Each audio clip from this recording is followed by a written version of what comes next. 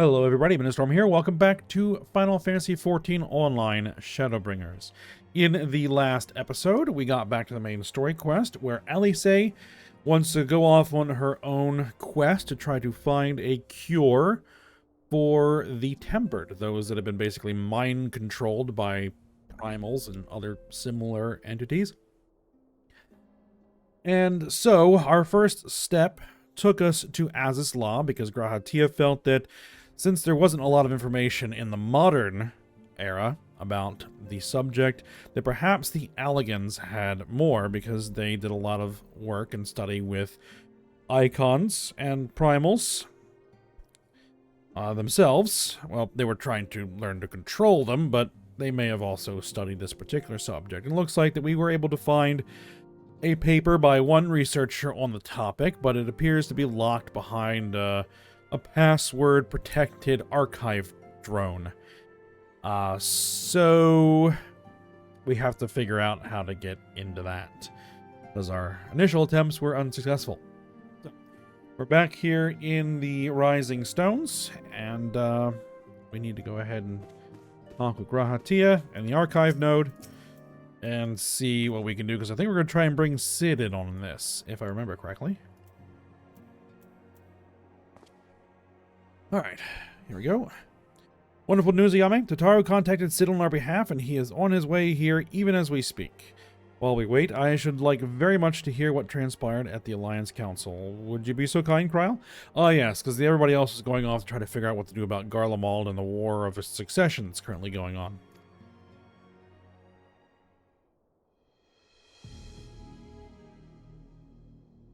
As you know, the meeting was convened to discuss how best to respond to recent events in Garlemald. Oh, hold on. Amidst the chaos, the Imperial legions in the provinces have begun to move independently of the motherland. I think I skipped a frame there. Of greatest concern to us is the Third, a legion aligned with Lord Nerva. It appears that they have received substantial financial backing from House Brutus. Yes.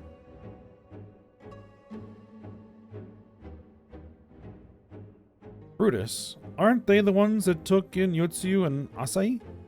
This bodes well. Xenos' movements, meanwhile, remain shrouded in mystery. We're hoping that Thancred and Eorzea are able to shed some light on his activities when they return. Until such time as they do, the Allied leaders feel it would be unwise to interfere in the conflict, and so, thanks in part to the Imperial withdrawal from Gimlet, they have decided to turn their attention to the primal problem once more. Working with friendly factions among the beast tribes, they hope to reopen dialogue and explore new avenues for peace. Given the timing, I suspect they wish to put their respective houses in order ahead of a decisive clash with the Empire. Whatever their intent, this is not a problem easily solved. The Laminsons in particular struggle in their efforts, and Alphino and Yustola have been called upon to aid them. So long as we are dealing with the Tempered, I'm afraid no amount of dialogue will avail us. But if we can develop a treatment for tempering, then anything is possible. Which is why we must succeed. And on that cheery note, why not make yourselves comfortable in Dawn's Respite? I'll show Sid in as soon as he arrives.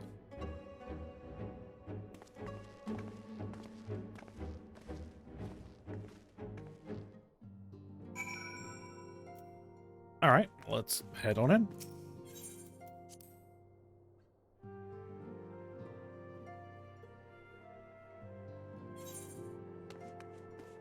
Alright, so I guess we'll just hang out here until Sid shows up.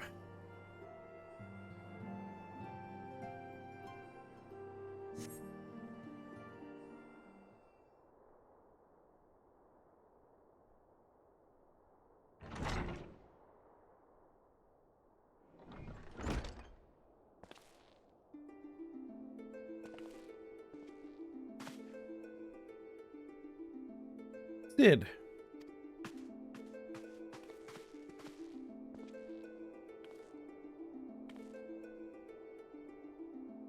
Forgive us for not coming to see you sooner, my friend. As you may have heard, we've had our hands full. In our defense, you are up rather early. I was under the impression you'd be slumbering a while longer. Oh, I would have been, had you not fulfilled your promise. I still struggle with the idea. From where I stand, the secrets of traversing time and space seem exactly as unfathomable as they ever did.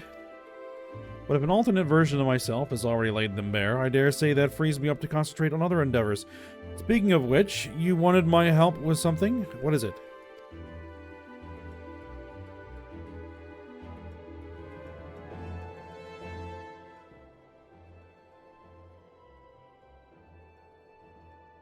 Well, a treatment for tempering. And for the next step, you need to find the password to this Allagan's report. Just so, with nary a clue to guide us, we could be here forever and still not guess correctly, and thus we turn to you. Well, I'd love to say that we could help you, so I will. Once suitably configured, a Magitech terminal should make short work of identifying the password. I knew I could rely on you. Now, anticipating that it might be of use, I took the liberty of borrowing a tombstone from Rambros. It contains an Allagan dictionary.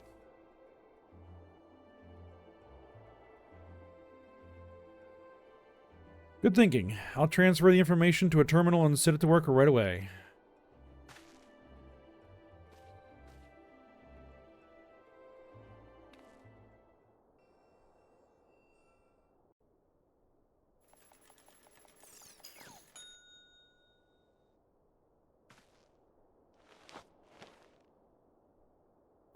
Looks like it's finished. Let's see.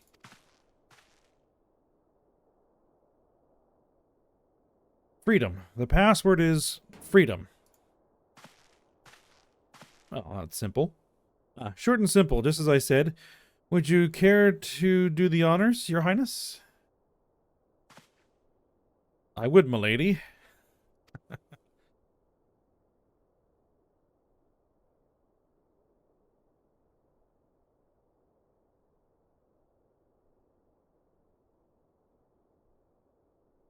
Note, open the report entitled Iconic Corruption and Overview. Password, freedom. Password accepted. Opening report.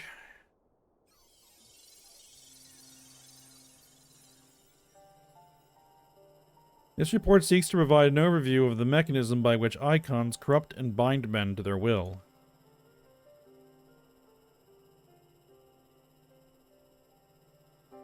The phenomenon we call corruption refers to the alteration of the ether of the soul.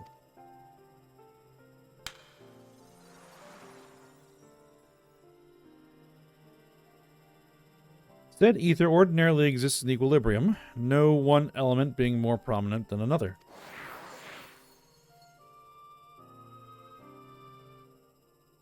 But when a subject is exposed to the ether of an icon, this changes, their soul taking on the properties of the entity in question.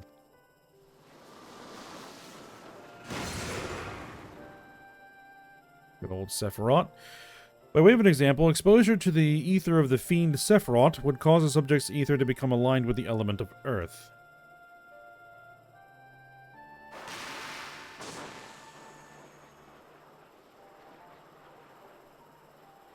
As a consequence, the subject would attain heightened affinity with earth-aspected magics, as well as preternatural levels of endurance. Repeated exposure would further enhance these traits, ultimately altering the subject's very flesh.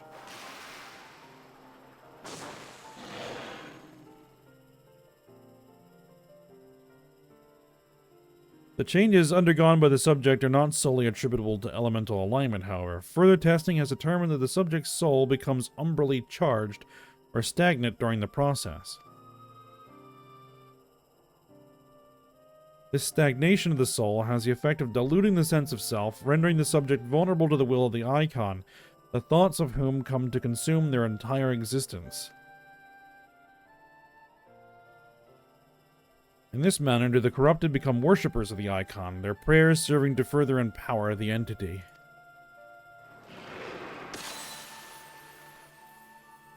Having discerned the mechanism of iconic corruption, my colleagues and I set out to develop a material capable of shielding one from its effects, an endeavor in which we were successful, albeit at a great cost. In the course of testing, many of my assistants, good men and women all, fell victim to corruption. In accordance with protocol, they were summarily put to death. I subsequently submitted a proposal to investigate potential cures for corruption, but it was rejected, deemed non-essential by Lord Ammon. Though I knew it would be fruitless, I protested the decision, and for my impertinence, I have been stripped of rank and title and will shortly be expelled from this facility. In all likelihood, this report will be expunged from the archives. Nonetheless, I record it in the hope that one day, someone will undertake to do that which I could not and find a cure for the victims of iconic corruption. End recording.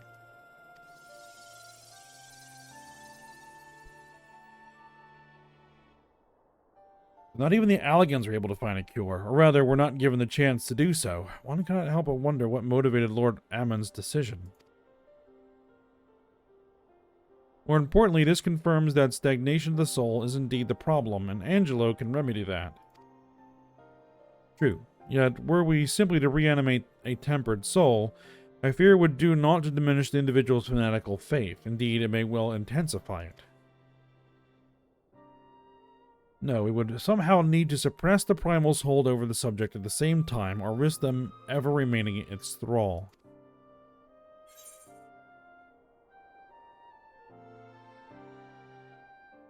If we can only make them remember who they were.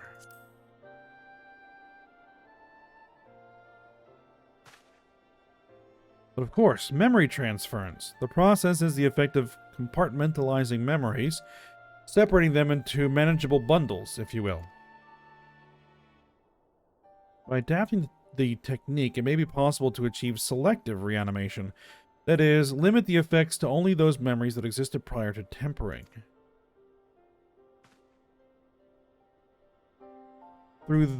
Thus restoring the sense of self, we could theoretically drown out the incitements of false faith which had come to dominate the individual's thoughts. I see. The theory seems sound, and our experience treating the light corrupted would help us identify suitable memories for reanimation. But are you confident you can adapt memory transference as required? I seem to recall your attempts to do so while trying to bring us home culminated in literal bloodletting. They did, you are right. Despite my best efforts, I could not recreate the mechanism, and I concede that the rather clumsy compromise I reached could not provide the basis for a cure. And perhaps it's better that we consider another approach. Your doubts are understandable, but this time I believe we have reason to be confident. You see, nodes such as this were built with the ability to simulate magics, which leads me to believe they may be capable of performing simulations of the transference technique. If so, we would be able to conduct years' worth of tests within a space of a few days. In theory, it would be no different from how we identified the password. It'll take more calculating power. A lot more. I honestly couldn't say whether our equipment will be up to the task. Tell me, Sid, why do you suppose Owen locked his report behind a password? To keep it from prying eyes, of course. Why else?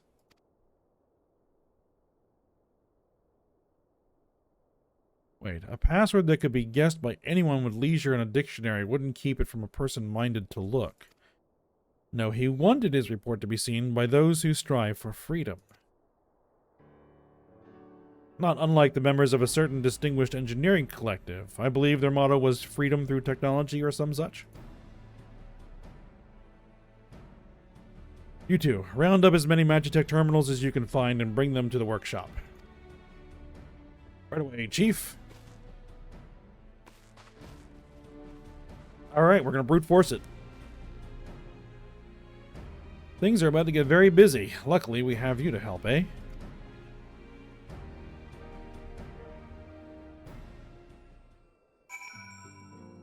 Okay. So, let's see what Sid needs us to do. Right, while Grahati and I configure the terminals, I want the rest of you to procure supplies. Namely, ceruleum to fuel the terminals and ice shards to keep them cool. The more we have of both, the better. Leave the ice shards to me. Oh, that's Cryle. I'll round up some adventurers and go on a gathering spree. In that case, I'll trust Ayame and Alice with the ceruleum. Here's a promissory note for each of you.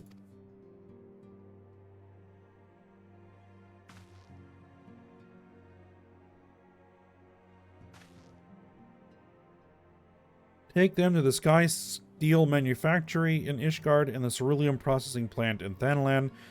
The people there will give you what we need.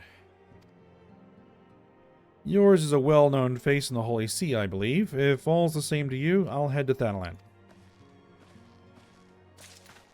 Alright, so I guess we're off to Ishgard.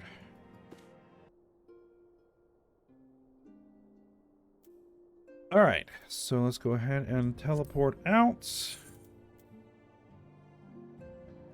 We want to head towards Foundation.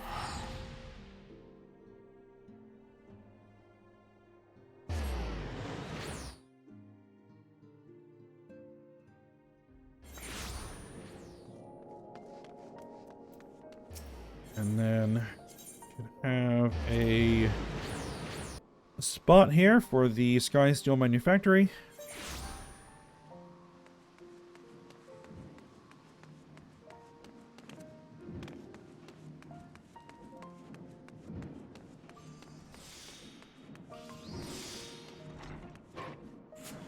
Alright, who do I need to talk to? I need to talk to Romalot.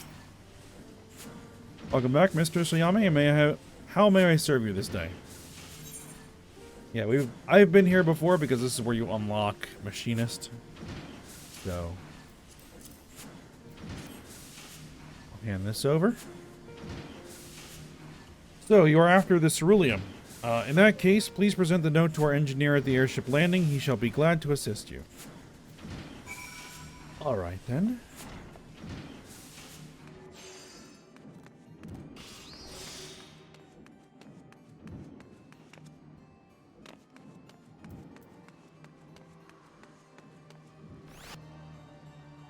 If it's by the airship landing, then that's over by the Athenaeum Astrologicum.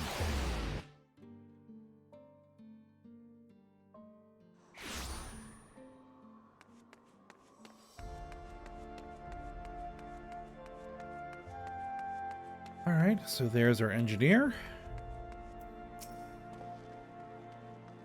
Ceruleum, you've come to the right man. Fair warning, though, the price has shot up on account of the uncertainty with the Empire, so I hope you've got the coin.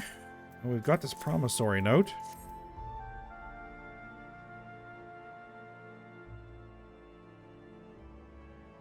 Well, now, a promissory note from the Ironworks. Don't see many of these. Not that it's a problem, it's as good as gold to me.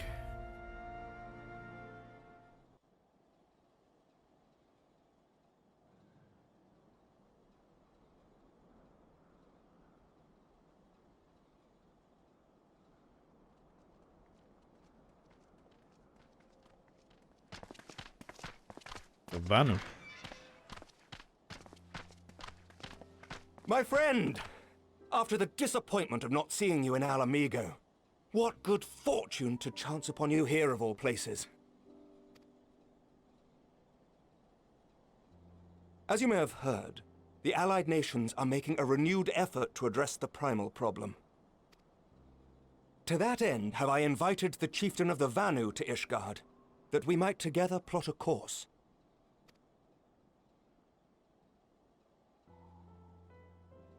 Since the war with the Empire appears to be nearing its conclusion, I would also like to call upon Estinian's lance. Alas, he is, as ever, a difficult man to find. I am informed he recently paid a visit to the Rising Stones. Should he happen to do so again, be sure to pass on my regards, won't you? Will do. But tell me, what business brings you to our fair city this day? We're in need of some ceruleum. A cure for tempering. You never cease to amaze me. Until now, our only hope has been prevention, our every failure irrevocable. But this would rewrite the rules of engagement. It could end the cycle of bloodshed. Very well. You shall have all the ceruleum we can provide, and an airship with which to transport it.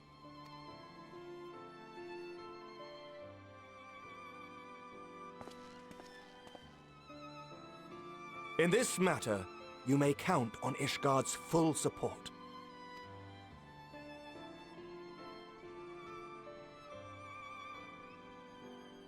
A little interaction with Emmerich there. Yeah, looks like we've got our ceruleum.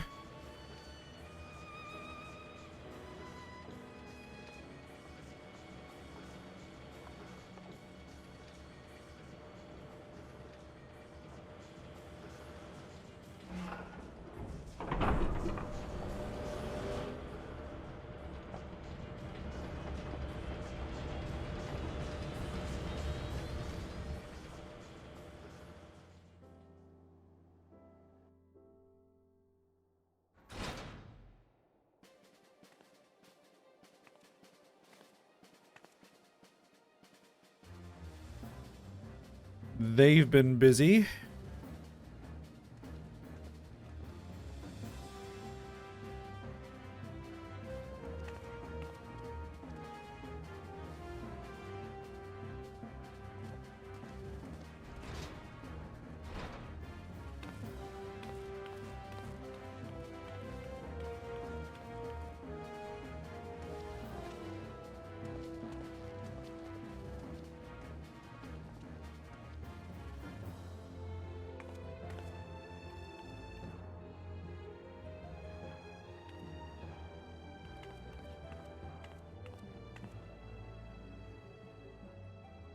Oh, who would have thought ceruleum weighed so much?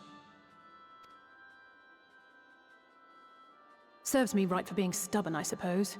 I should have just done what you did and accepted help.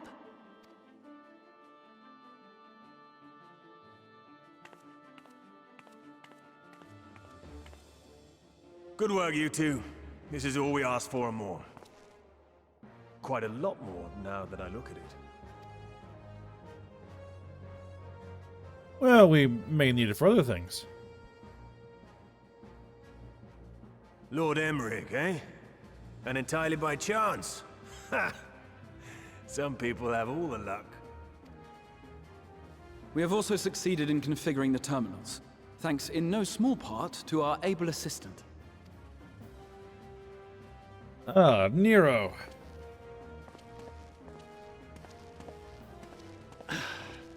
It's been a while, hero.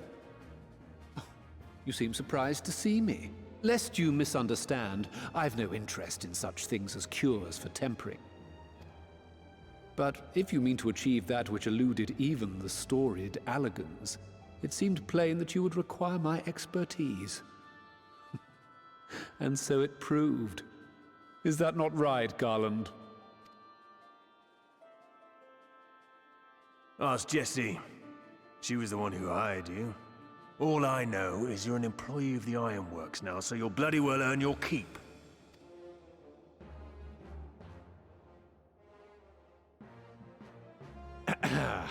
That wasn't the only reason I agreed to cooperate. I'm reliably informed that Garland and I are destined to unravel the secrets of travel, not only across dimensions, but through time. So it would seem. Doubtless the lion's share of the credit lies with me. 9 parts to Garland's 1. And this research will be a stepping stone to that illustrious achievement. Very well then. I'll do 1/10 of the work. Just the part that's beyond you.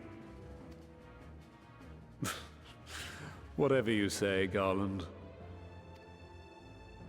By the way, the healing applications of crystal foci proved very useful in getting us to where we are now.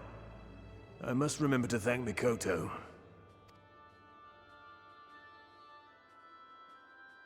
Right. If everyone's ready, let's begin.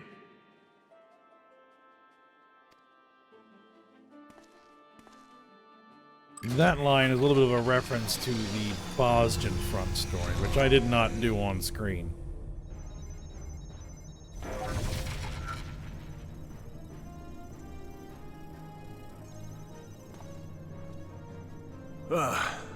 All appears to be in order.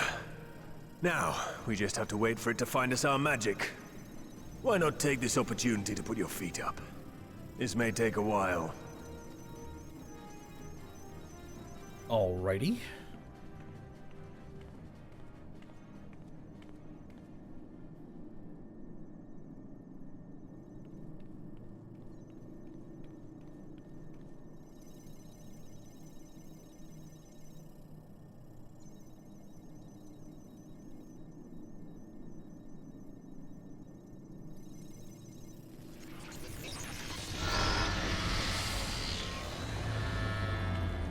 Damn it. It's overloading.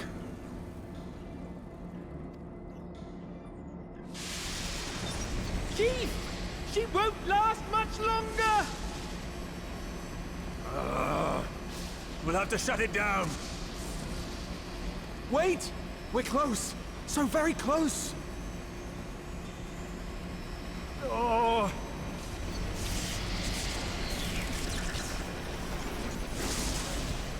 Well, this is going swimmingly. Please, a moment longer. I beg you.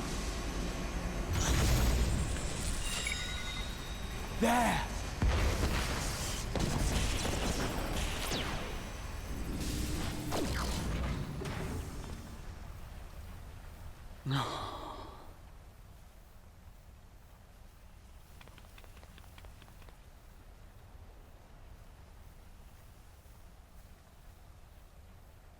I was able to memorize the magic before it faded.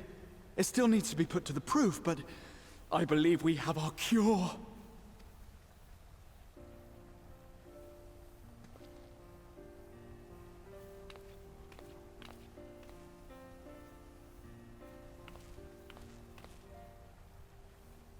It's just as well. She'll never run again. The fault is mine. I'm sorry. I'm sure they can rebuild it. Don't be. It may fall short of dimension hopping, but a cure for tempering is not to be sniffed at. This, my friend, is a world-changing discovery. One we're proud to have had a hand in. A few Magitech terminals are a pittance to pay.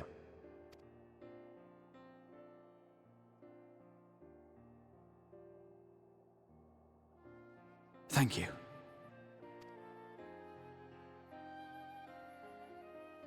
Well, we've done what we can. The rest is up to you.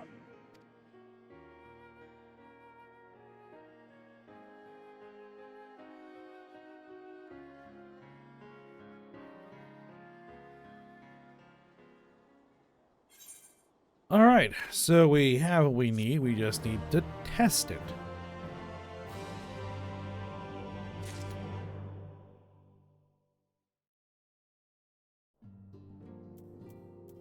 Alright, let's see what Alice has to say here.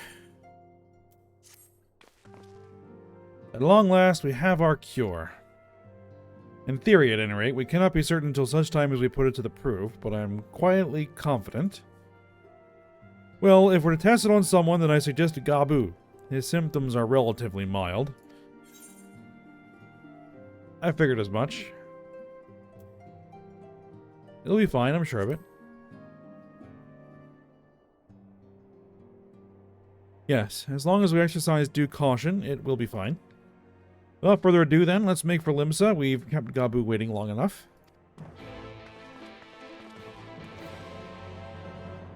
Alright, so we need to head up to Limsa.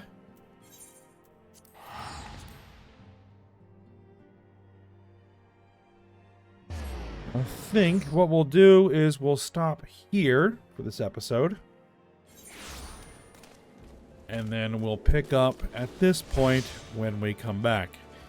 Alright, so for now, hope you guys enjoyed it. Thanks for watching. Go ahead, like, subscribe, and comment, and I will see you next time.